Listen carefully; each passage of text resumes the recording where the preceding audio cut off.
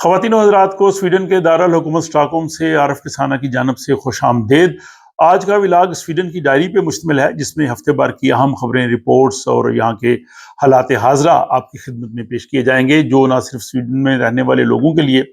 बल्कि वो लोग जो दीगर ममालिक में मुकीम हैं और स्वीडन के हालात हाज़रा के बारे में जानने में दिलचस्पी रखते हैं, उन्हें भी इनमें बहुत दिलचस्पी होगी। और आज की स्वीडन की डायरी में जो ख़ास खबरें और रिपोर्ट्स शामिल हैं, उनमें पहली खबर यह है कि गैर मुल्की डिग्री रखने वाले डेंटिस्ट के साथ इम्तियाजी सलूक और उस पर मुहतसब की कार्रवाई।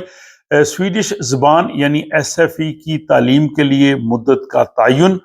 स्वीडन में बच्चों के लिए सोशल मीडिया पर पाबंदी के लिए उम्र की तजवीज़। घरों के जो कर्जे होते हैं, मॉर्गेज, उनके लिए जो इंटरेस्ट रेट है उसके रुझानात के हवाले से बात। स्वीडन में पुलिस की तादाद के हवाले से खबर। स्वीडिश यूनिवर्सिटीज़ में जो स्वीडिश तलबा हैं उनके दाखिलों की सूरत हाल और यहाँ पे तलबा के लिए जो रिहायशी बहरान है उस हवाले से जो है हम बात करेंगे, और इसके अलावा चंद दीगर खबरें भी शामिल हैं। तो पहली खबर की जानब हम चलते हैं।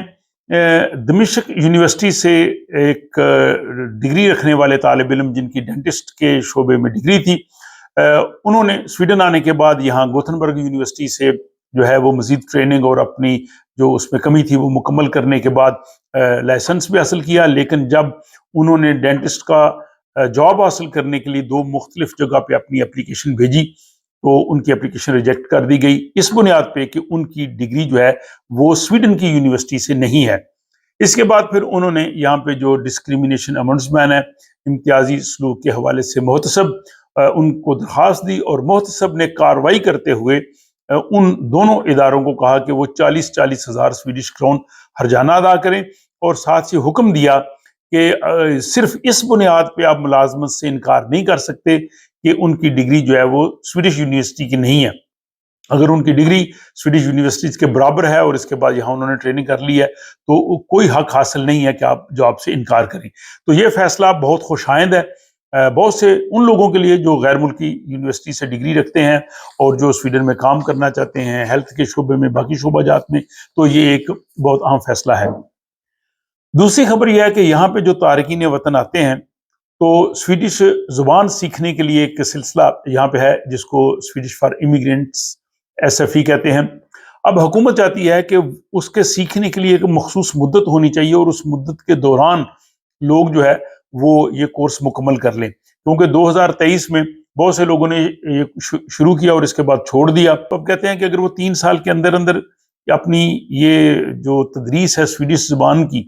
ये मुकम्मल नहीं करेंगे तो उनको हक हासिल नहीं होगा। हाँ, अगर किसी वजह से, बीमारी की वजह से या कोई ख़ास हालात हो तो उस सूरत में उसमें इजाफा हो सकता है, अदरवाइज ये 3 साल किया जाएगा।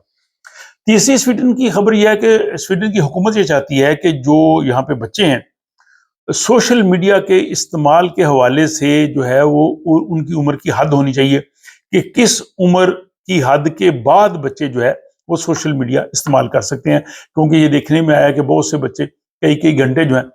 वो सोशल मीडिया इस्तेमाल करते हैं। और इससे पहले भी 1-2 आपने व्लॉग्स देखे होंगे जिसमें कहा गया था कि बहुत छोटे बच्चों को तो बिल्कुल ही सोशल मीडिया के पास नहीं आने देना चाहिए। तो अब हुकूमत जो है वो उनकी एज लिमिट जो है वो मुकर्रर करना चाहती है। स्वीडन का जो हमसाया मुल्क है नॉर्वे, वहाँ पे जो है वो 15 साल उन्होंने एज लिमिट रखी है। तो मैं नाजरीन से पूछना चाहूँगा कि आपके ख्याल में बच्चों के लिए सोशल मीडिया इस्तेमाल करने की कोई उम्र होनी चाहिए, और अगर वो हो तो कितनी होनी चाहिए?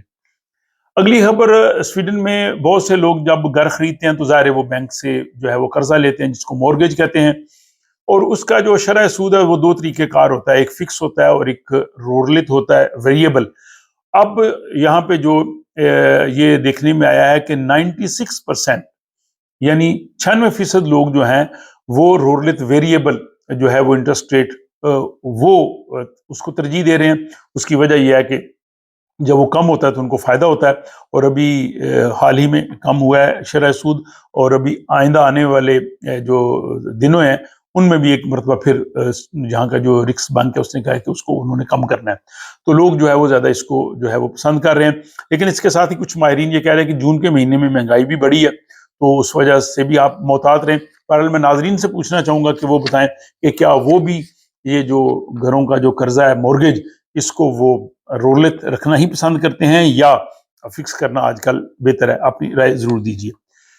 سویڈن میں پولیس کے حوالے سے ہم بات کرتے ہیں۔ ابھی اس وقت سویڈن میں تاریخی طور پہ پولیس جو ہے اس کی تعداد میں بہت زیادہ اضافہ ہوا ہے، اور پچھلے 1.5 سال میں سویڈن میں 1118 نئے جو پولیس کے جو جوان ہیں، آفیسرز ہیں، وہ سڑکوں پہ آپ کو نظر آئے ہیں، یعنی ان کی تعداد میں اضافہ ہوا ہے۔ اور اب کل تعداد جو سویڈن میں پولیس جو یونیفارم پولیس ہے اس کی 10,600 ہو گئی ہے۔ یورپی یونین کی جو ریکمنڈیشن ہے وہ ہے کہ 1 لاکھ آبادی کے لیے 330 جو ہے وہ پولیس کے لوگ ہونے چاہیے، لیکن اس وقت سویڈن میں جو ہے وہ یہ 225 ہے، تو یہ 330 کی تعداد تک پہنچنے کے لیے سویڈن کو مزید 10 سال لگیں گے۔ تو ناظرین بتائیں کہ کیا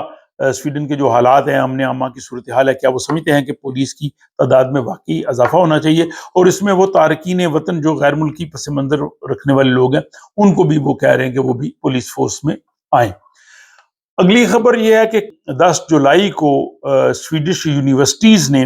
جو طلبہ سویڈن میں ہیں جو یہاں رہتے ہیں ان کے جو داخلوں کے پہلے مرحلے کا اعلان کیا، جن کو ان میں داخلے ملے ہیں، اور اس میں بڑے دلچسپ نتائج سامنے آئے ہیں۔ ایک تو یہ ہے کہ پچھلے سال کی نسبت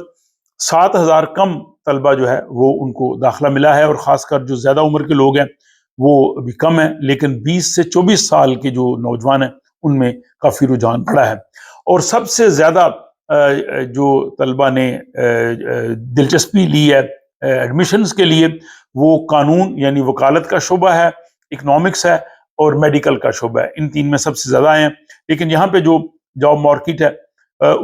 انہیں جو زیادہ جن لوگوں کی ضرورت ہے وہ سائنس، ٹیکنالوجی، انجینئرنگ اور ریاضی میتھمیٹکس کی ضرورت ہے۔ اور یہاں یہ بھی ہے کہ بہت سے طلبہ جو ہے وہ آرٹس اور ہیومینٹیز گروپ جو ہے اس کو وہ سلیکٹ کر رہے ہیں، حالانکہ ان کے لیے ملازمتیں جو ہے وہ کافی کم ہیں۔ تو یہ ایک اوور ویو آپ کو دے گا سویڈش یونیورسٹیز میں ایڈمیشنز کے حوالے سے جو مقامی طلبہ ہیں ان کے لیے، اور ساتھ ہی یہ بھی ہے کہ